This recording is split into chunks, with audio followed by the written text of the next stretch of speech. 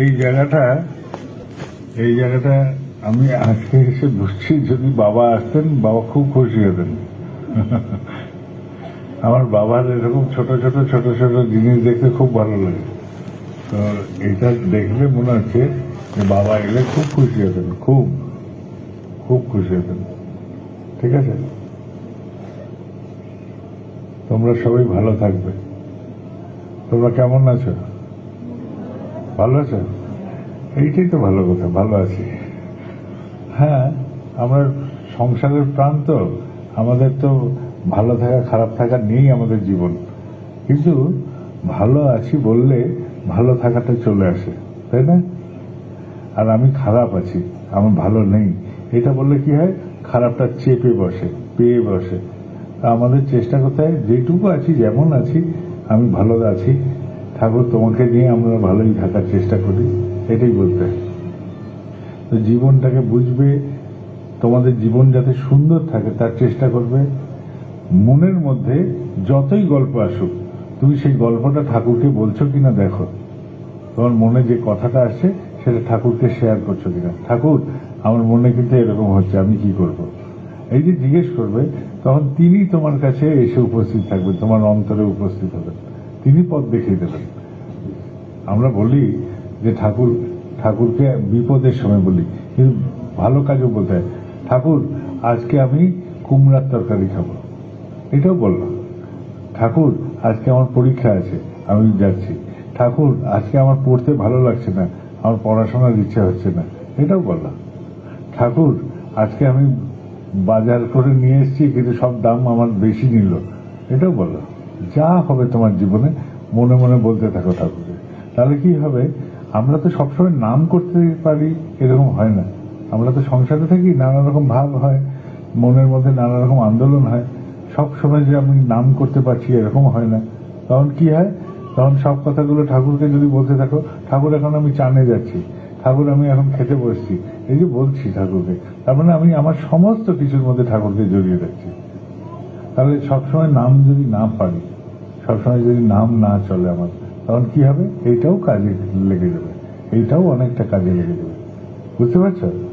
তো যখন তুমি কাপড় ধুতে যাবে, তোমরা যদি কাপড় ধুতে যাও, বললে যে আমি এখন কাপড় কাচতে যাচ্ছি ঠাকুর, আমি এখন বাসন মাজছি ঠাকুর, আমি এখন দপ্তরে যাচ্ছি ঠাকুর, আমি এখন খেতি করতে যাচ্ছি ঠাকুর, সব ঠাকুরের সাথে কথা বলো। তাহলে দেখবে যে সব কথাতে ঠাকুর থাকছে না। ঠিক আছে, এটা করতে পারবে?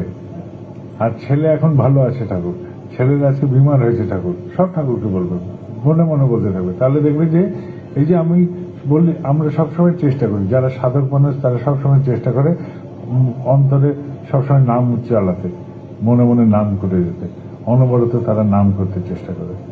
এই চেষ্টা করে, কিন্তু অনেক সময় হয়, অনেক সময় হয় না। কিন্তু আমরা সংসারে থাকি, আমাদের অনেক সময়ই হয় না, প্রায়ই সময়ই হয় না। কারণ সংসারে যেসব কথা হয়, যেসব কাজ হয়, যেসব জিনিসের মধ্যে আমরা জড়িয়ে পড়ি, সেইখানে জড়িয়ে পড়ে ঠাকুর মাথা থেকে চলে যায়, তখন ওই কাজটাতেই মগ্ন হয়ে যায়। তখন কি করতে হয়, ওই কাজটা করার সময় ঠাকুরকে বলতে হয়, ঠাকুর আমি এখন এই মন্দিরে যাচ্ছি, ঠাকুর আমি এখন মাঠে যাচ্ছি, ঠাকুর আমি এখন খেতি করতে যাচ্ছি, ঠাকুর আমি এখন স্নানে যাচ্ছি, ঠাকুর আমি এখন কাম করতে যাচ্ছি, ঠাকুর আমি এখন দপ্তরে যাচ্ছি, আমি এখন স্কুলে যাচ্ছি, আমি এখন কলেজে যাচ্ছি, সব বলতে থাকো। এই বললেই কি হয়, ঠাকুর তোমার সাথে থাকে, কারণ তুমি তো তাকে বলছো, তাই না? বুঝতে পারছো তো? জীবনের সব কথা বলতে বলতে থাকতে হয়, তারপরে দেখবে যে তোমাদের জীবনটাই ঠাকুরময় হয়ে যাবে। ঠাকুর কি আমাদের কাছে চট করে আসেন? তাহলে সব কথা তাকে বলতে হয়। ছোট ছোট বাচ্চাদেরও শিখিয়ে দেবে, যা করবি সাথে সাথে ঠাকুরকে বলবি, যা করবি তাই। এখন পড়তে ভালো লাগছে না, আমার মোবাইল খেলতে ইচ্ছে হচ্ছে, বাচ্চাটা মোবাইল খেলতে গেলেও যেন ঠাকুরকে বলে দেয় যে ঠাকুর আমি এটা করছি। এই যে গল্পগুলো তৈরি হয়, তখন কি হয়, মনের মধ্যে সব সময় ঠাকুর ঠাকুর ঠাকুর ঠাকুর ঠাকুর ঠাকুর ঠাকুর ঠাকুর এরকম চলবে। তখন এই প্রাণগুলোর মধ্যে ঠাকুর জড়িয়ে যাবে, যে আমি যাই কাম করি, যাই করি, সবটা ঠাকুরদের সাথে বলছি। বুঝতে পারছো?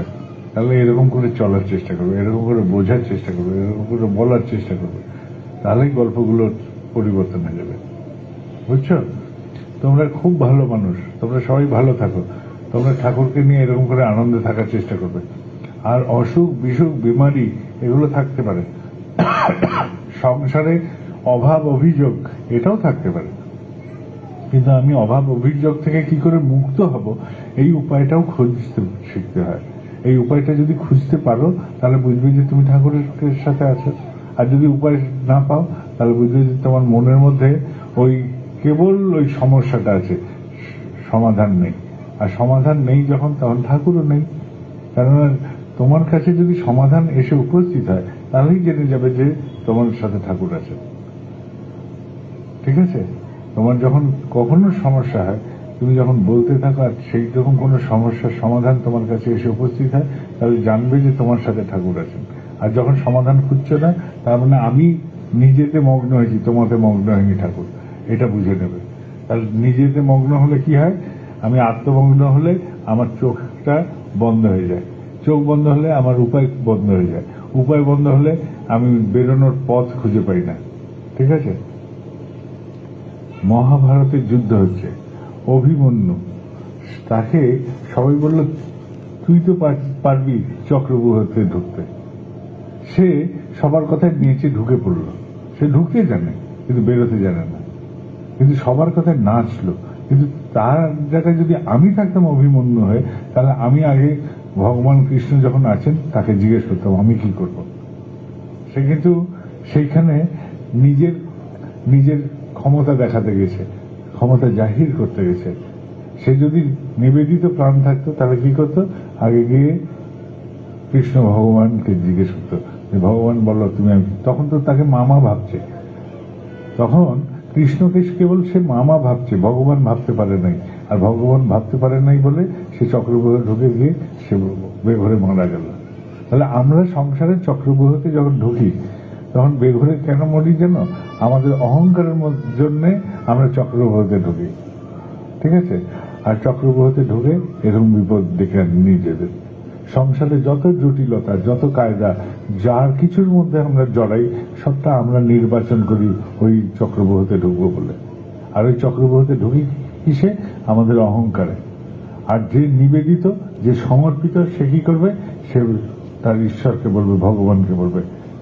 অভিমন্যু চক্রব্যূহতে ঢোকার আগে সে ভাবলো ওটা তো মামা হয়, সে তো ভাবেনি যে ওটা ভগবান হয়। আর যদি ভগবান হয় বলতো তাহলে গিয়ে জিজ্ঞেস করতো যে তুমি বললো প্রভু আমি ঢুকবো কি ঢুকবো না, তাহলে তিনি বলতেন যে তুই ঢুকিস না, তুই বাইরে থেকে যুদ্ধ কর, এটাই বলতেন। তাই না? যে এরকম অবস্থায় চক্রব্যূহ ভেদ করতে পারছি না, এবার আমি কি করবো, তাহলে এটাই বলতেন তিনি। বোঝা যাচ্ছে? তাহলে গল্পটাকে বোঝার চেষ্টা করো যে আমরা যখন বিপদে পড়ি তখন অহংকারের জন্যই আমরা ওইরকম চক্রব্যূহতে ঢুকি, সংসারের চক্রব্যূহতে আমরা ঢুকে পড়ি। আর ঢুকে পড়ে নিজেদের বিপদ ডেকে আনি। চেষ্টা করো যে যখনই কিছু হয়, সেই জন্য বলুন যা কিছু হবে জীবনে, যা কিছু হবে ঠাকুরকে বলতে থাকে। তাহলে কি হবে? জীবনটা দেখবে যে কখনো এই চক্রব্যূহের ফাঁদে পড়বে না। যে মেয়ের বিয়ে হয়নি সে যখনই বলবে যে মনের মধ্যে এরকম করে একটা আলোড়ন আসছে, ঠাকুর আমি কি করব, তখন ঠাকুরই বলবেন যে তুই তোর মাকে বল, অন্তর থেকে বলে দেবেন যে তুই তোর মাকে বল, এটাই বলবেন। যখন আমার ছেলের বেমার হবে আমি ঠাকুরকে বলবো ঠাকুর আমার এরকম হচ্ছে। যদি আমি ঠাকুরকে সত্যিকারে বলি তাহলে অন্তর থেকে বলবে যে এই ডাক্তারের কাছে যা, আর গিয়ে চিকিৎসা করা।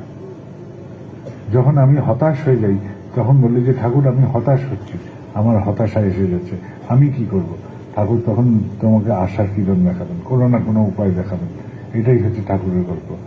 আর আমরা ভাবি ওই অভিমন্যুর মতন যে আমি নিজেই পেরে যাব, আর পেরে যাব বলে গিয়েই চক্রব্যূহতে ঢুকি।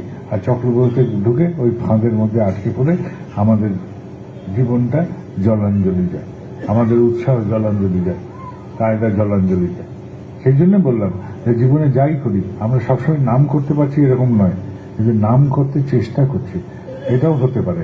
কিন্তু সব কথাই যখন ঠাকুরকে বলতে থাকি তাহলে সব কাজের মধ্যে তিনি জড়িয়ে যান, আমার সমস্ত কিছুর মধ্যে।